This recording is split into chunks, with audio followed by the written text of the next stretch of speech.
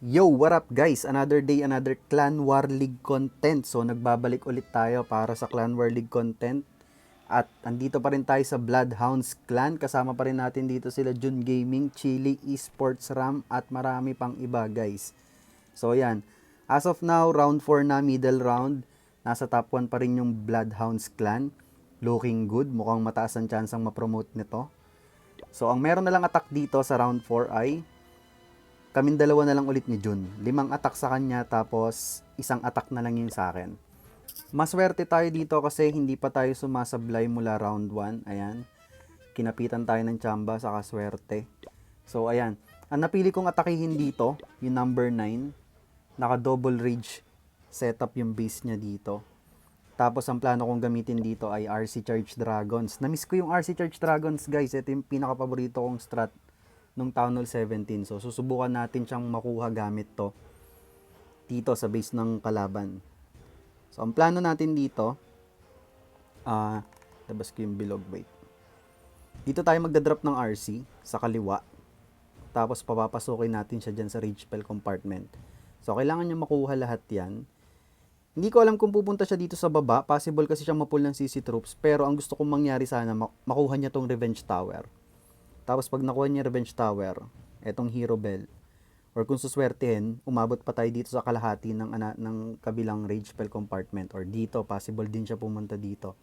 Worst case scenario, pumunta siya dito sa baba, which is ayoko sana mangyari, pero titignan natin kung mapo-force natin yung path niya papunta dito sa may Revenge Tower. So, ayun yung pinakaplano ko. Tapos, pag na-clear na natin tong area na to, gamit yung RC charge, dito tayo magdadrop ng dragons sa kaliwa. Si Queen dito sa baba para mag-counter funnel. Si Queen ang bahala dyan sa mga trash buildings. Tapos yung pating ng dragons natin papunta na lang dito. Dadaanan nila yung town hall. Tapos etong last rage spell compartment, siguro gagamitan ko na lang ng totem spell. So bahala na. Ayun yung pinakaplano natin dito. So sana umubra. Eto, nagready na ako ng troops dito.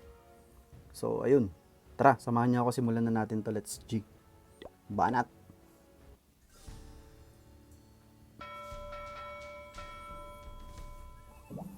Okay, dito tayo maglapag ng RC. Single cycle lang muna tayo. So, pag single cycle sa 6, yung timer. Gamitin ko na yung Quake dito. Kasi naka-double hats. Tapos, double cycle ko na agad dito yung ano natin. RC charge natin para lang safe. Rage spell compartment kasi to eh. Ayoko mamatay agad yung Spirit Fox. So ayan. Looking good. Mukhang dito naman siya papunta sa may Revenge Tower. Okay. Pag double cycle sa 8 saka sa 4 ako nagdadrop ng Invis. Ayan. After nito Ricochet Cannon, mukhang pupunta na siya sa Revenge Tower. Yun. Looking good. Sumasang-ayon sa plano natin to. After nito, baka dito sa baba. Ataas pala, sorry. So, ayan. Gamitin na natin dito yung Haste Vial. Meron pa tayong Invis dito. Makukuha niya pa yan. Sige, nice. Okay, okay. May pang single cycle pa tayo dito. Boy pa ba si Fox? Nategi na. Anyway, sige. Kunin natin tong isang air defense niya ng rocket balloons. Tapos, dito na tayo magda-dragons, guys. Ayan. Yung siege barracks natin, dito na lang, sa kaliwa. Si Queen dito, pang counter funnel natin. Tamaan na rin ng giant arrow yung sweeper. Targetin natin yung sweeper. Okay, nakuha natin. May poisons. Wala siyang furnace. Medyo nag-split yung dragons ko dito. Sige, gamitin ko na dito yung Eternate. Nag-split yung ibang dragons natin sa kaliwa. Pero sige, sasama pa rin naman yun dito. Babalik yan dyan, tiwala lang. Saka buti nag-activate yung rage spell dito. Looking good pa rin to. Pwede ko nang gamitin dito yung Dark Orb, yung MP. Ayan, bumalik nga yung dragons, di ba? Masunurin yung mga dragons natin. Tapos itong last rage compartment, gamitin na lang din natin dito yung totem spell. Ayan, pan-distract, poisonin natin yung defending hero. And mukhang kuha na natin to. Yun, nakachamba na naman tayo. Mukhang sigurado na ata ang promotion ng Bloodhounds Clan. Grabe, ang lalakas ng mga kasama natin dito. Puro mga palo, guys. Ayan, may mga sobrang troops pa tayo dito. GG's. So guys, kung gusto nyo mapanood yung ibang attacks ng mga kasama ko dito, i-upload ko isasama ko sa content ko sa YT channel ko. Punta na lang kayo doon. So dito sa number 1, nakita ko yung attack ni Vio. Gumamit siya dito ng Hydra with Mass Totem Spells. Ayan, panoorin natin. Dragons, Dragon Riders, and Rocket Balloons. Nag-start siya dito ng Flame Flinger sa may 6 o'clock. Nag-drop siya ng isang wizard doon para mag-clear ng mga extra buildings. So, ang ganda ng magiging value ng Flinger dito Walang pipigil sa Flinger dito unless may mag-pop na Tesla dyan. Pero yun nga, mukhang makukuha niya lahat yan. Naghihintay muna siya dito siguro mag-clear ng konti yung Flame Flinger para mag-set ng funnel para sa kanyang dragons. So, ayan. Tignan natin. It takes time talaga to, guys. Pag yung nagpe-flame flinger ka tapos gusto mo mag-create ng pattings, ng magandang patting sa dragons mo. So ayan, nag-drop na siya dito ng queen sa may left side. Kasama dito yung barbarian king niya dito naka spirit fox. And then dito na siya sa may bandang 8 o'clock nag-drop ng hydra. Okay, dragons and dragon riders. Ayun, may nag-pop na Tesla dito pero buti hindi tinitira yung flinger niya. Nadi-distract ng totem, nice one. And then sama-sama yung mga dragons niya dito papuntang gitna. Si MP ay naka-phoenix with dark orb and dark crown. Nice. Ayan, nag-pop na siya dito ng healing tomb and eternal tomb.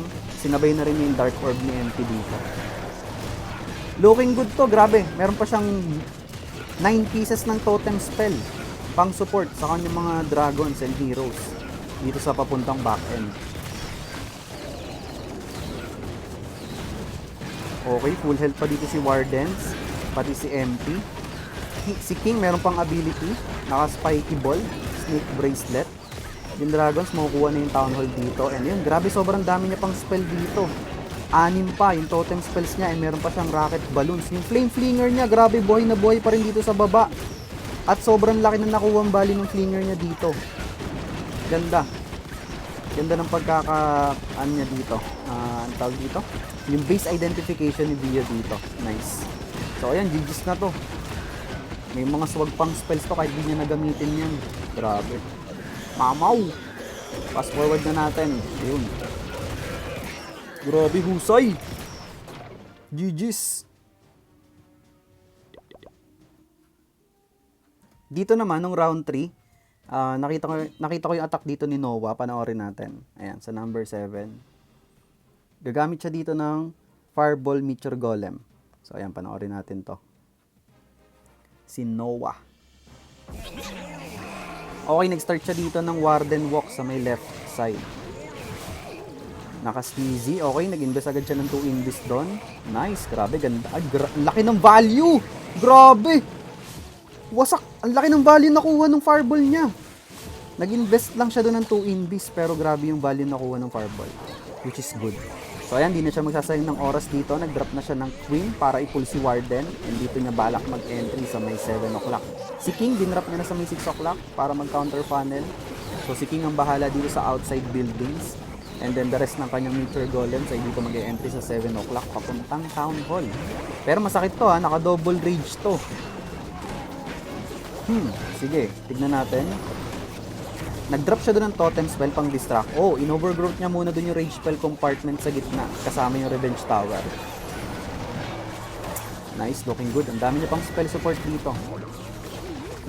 Yung abilities ng heroes niya dito, intact pa. Okay, si RC pala, sinama niya na rin dito sa may town hall part. Okay. Yung troop launcher, nagbabato pa rin ng troops. Ayan, nag-ending duration ng overgrowth dito. Nag-invest siya ng free spell sa may revenge tower. Nakuha na rin yun. Nice. Di pa rin siya nagpapop ng ibang abilities ng heroes niya dito. Witches and ice golems yung laman ng clan castle ng kalaban. Meron pa siyang 2 invis and 1 totem spell dito.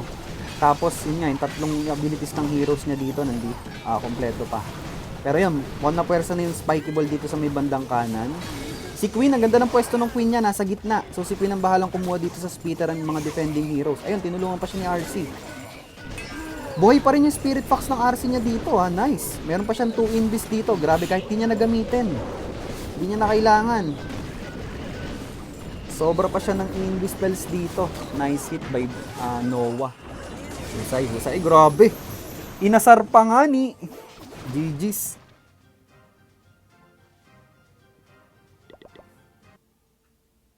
Dito naman tayo sa attack ni Brother Ram sa number 9. Ayan. Panoorin niyo yung attack ni Brother Ram dito. Meron siya ditong Fireball Super Yeti. Smash. Okay. Nag-invest siya ng Invi agad dito. 3. And then Fireball sa multi-IT. Grabe, ganda. Ganda ng value. Nice Fireball. Talagang satisfying talaga sa mga mata natin yung Fireball. Lalo na pag tumatama talaga. Tapos ang laki ng value nakuha. So good start to para kay Ram. Ganda, ganda. Ganda na napili niya i-Fireball doon. So saan kaya siya mag-e-entry dito? Okay, pinul niya na yung Warden. Dito sa pataas.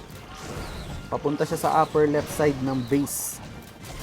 Okay, dinrap niya na dito yung mga Super Yetis. Oy, in-invi niya muna yung Queen doon. Tapos Siege Barracks ang gamit niya dito sa 12 o'clock.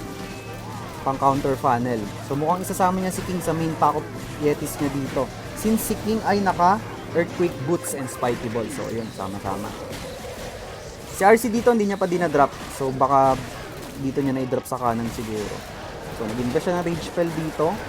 Papasok na siya sa Town Hall compartment. Buhay na buhay pa yung mga Super Yetis niya dito. Ayun, hinil back ng mga healers. Grabe. Magbaback to full health na yung mga Super Yetis dito. Nag-invest siya ng jump spell doon para magkaroon ng access dito sa kabilang compartment. Papunta sa baba. Nice. Nag-pop na siya ng Earthquake Boots, Spiky Ball kay King dito. Yung Revenge Tower, free hit pero mayroon siyang Super Minions na back up. Nice one. And then si RC pala ay dito niya na dinrap sa may kaliwa. Meron pa siyang 2 free spells dito na pwede niyang gamitin para kay RC. Tignan natin kung gagamitin niya dito. Si RC ay naka Hog Rider Puppet and Electro Boots pala. Sige. Si Queen meron pang Magic Mirror Action Figure. Nagpop na siya dito ng Hog Rider Puppet kay RC. Naggumamit na rin siya ng Magic Mirror and Action Figure kay Queen. Yung RC niya nakikipagbanatan kay BK. Uy! Taob si BK. Ginamit niya na yung free spell dito sa defending MP. Meron pang multi-IT dito sa gitna. Makukuha kaya ng RC to. Distracted yung MP. Nice one. Makukuha ng RC tong multi-IT sa gitna. Grabe clutch. Okay, 18 seconds remaining. Kuha niya na to. Si Queen ang natira with healers. So, yun. Nice hit by Esports Ram. GG's.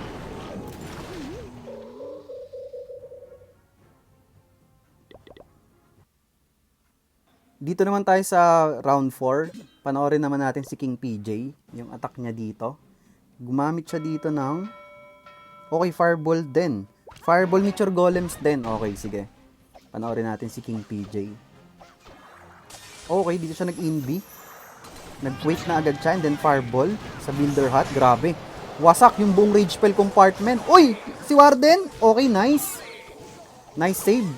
Nakapaglapag siya doon ng Headhunter. Muntika na mategi si Warden. Pero grabe, napakaganda ng value ng Fireball doon. Ubus yung isang...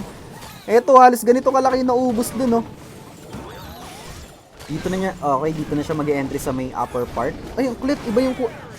okay. Level 2 pa lang yung Meteor Golems niya dito. Kaya pala iba yung kulay. Pero ang ganda, no? Parang mas maganda sana kung ganito yung kulay ng level 3. Tapos si King dito, pang counter funnel. Nakikipagbugbugan sa defending King. Ayun. Nice one. Uy, level 4 yung smasher dito ng kalaban masakit yan. Okay, ayun, pinagbabato ng bato, guys. Tapos ang ganda pa dito, nagkaroon na siya agad ng access sa Town Hall. Yung RC niya naglo-low. Oh, grabe, nice invi. Ang dami niya pang spell support dito. Mukhang mapo-force na yung rocket speed dito. Ay! Naka Hog Rider Puppet pala yung RC niya, hindi ko napansin. So ayun, buhay pa rin si RC dito with Hog Riders.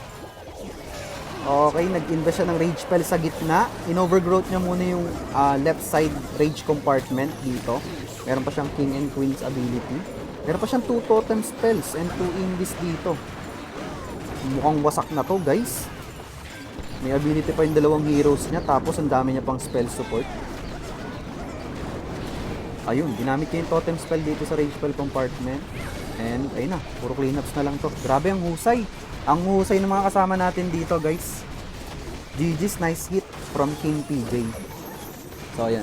Kung gusto nyo panoorin yung mga ibang attacks, nila Jun Gaming, ni Chili, punta lang kayo sa mga channel nila, guys. Alam nyo na yun, hindi ko na i-record dito. Punta na lang kayo sa channel nila pag nag-upload sila or yung mga in-uploads nila. Kung gusto mo mapanood yung mga attacks nila, guys. So, ayun. As of now, yun nga, top 1 pa rin ng Bloodhounds dito and malaki na yung lamang. Si Jun na lang yung may attack dito, so good luck sa kanya. And then, magko-content ulit tayo nito. Result na siguro pag natapos na yung round 7 ng Clan War League. So, ayan. GG's guys, maraming salamat sa Bloodhounds Clan kasi nga naimbitahan tayo dito. So, ayun. See you next vid guys. GG's.